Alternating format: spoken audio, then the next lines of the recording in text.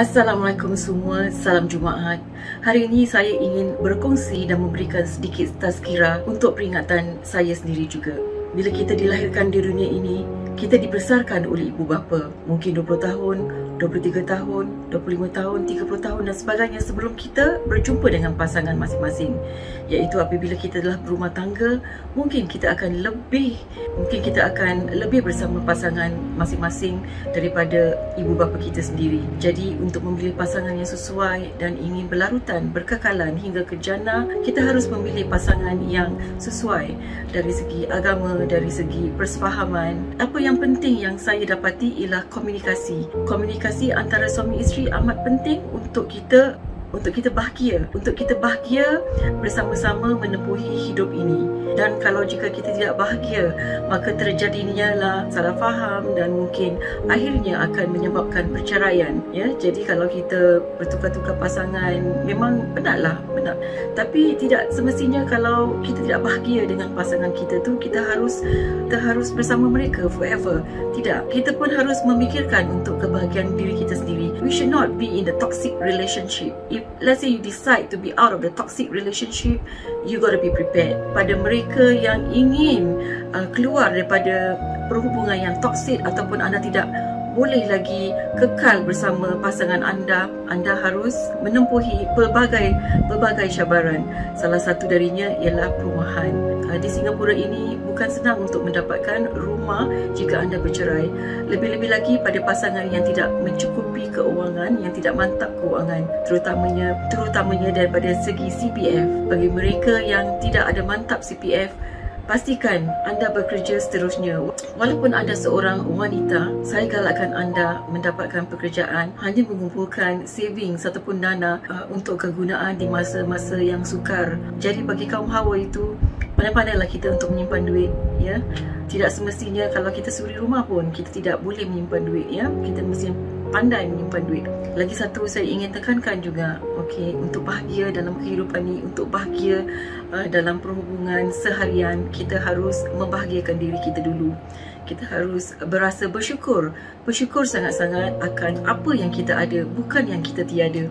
Contohnya, setiap pagi saya bersyukur kerana saya mampu membuka mata, mengharungi hidup ini. Sehari lagi, saya bersyukur kerana saya dapat menikmati udara yang segar. Saya masih boleh bernafas. Saya bersyukur akan apa yang ada. Saya bersyukur atas anak-anak saya, akan suami saya. Saya bersyukur atas keadaan saya yang begini. Well, mungkin tidaklah kata orang tu luxurious ataupun hidup yang kaya raya, kerana saya rasa kekayaan itu tidak akan kekal. Walau macam mana pun banyak harta dunia anda, kereta mewah, rumah besar, rumah banglo, tak kira, itu semua tidak akan kekal. Apa yang kekal ialah amalan kita. Jadi kita tidak haruslah rasa bangga sangat akan apa yang kita ada. Contohnya, kalau kita ada kereta mewah, contohnya, ya, bukan kita tidak boleh bawa kereta mewah, memang boleh, tapi kita tidak harus berasa riak akan apa yang kita ada. Sebab bila kita tiada di dunia ini, bila kita mati nanti, semua akan tinggal. Sama juga kalau kita sayangkan seseorang, kita sayangkan suami kita, isteri kita, kita sayangkan anak kita sangat-sangat, janganlah terlalu taksub. Janganlah hang on to all this kebendaan, keduniaan terlalu sangat. Sebab bila kita mati nanti, kita tidak akan dapat bawa mereka ke liang lahat kita. Dan jika kita berasa bangga sangat ataupun mengejar glamour, ya, mengatakan, oh, siapa tak kenal Rosa Syurbagus? Yes, saya tidak akan mengatakan siapa tidak kenal saya. I will not do that.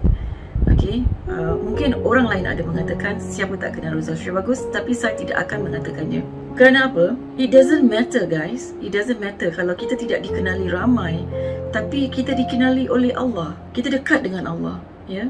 Dan lagi satu, saya ingin berkongsi juga mengenai sedekah. Kita dapat lihat daripada ramai tokoh-tokoh dunia, ramai perkongsian hidup mereka yang baru-baru ini, Allahyarham Siti Sarah, ya, terkesan dan sedih, dan saya dapat pelajari beberapa banyak benda daripada situasi ini. Lihat berapa kaya mereka, suami isteri, mereka ada segala-galanya, tapi bila Allah nak duga, tapi bila Allah menarik nikmat itu, contohnya memberikan wabak ini, lihat dalam sekelip mata sahaja apa yang dia ada, fame, kemasyhuran, semua tak ada lagi. Semua hilang. Apa yang kita dapat learn, what we can learn from this is that bersyukur apa yang kita ada, jangan terlalu taksub apa yang kita ada, dan kita kongsi bersama, kita sedekahkan sebahagian daripada apa yang kita dapat. Tapi kalau nak buat sedekah ataupun donation tu, tak payahlah nak sibuk-sibuk sangat ataupun nak viral-viralkan contohnya rezeki orang, ya.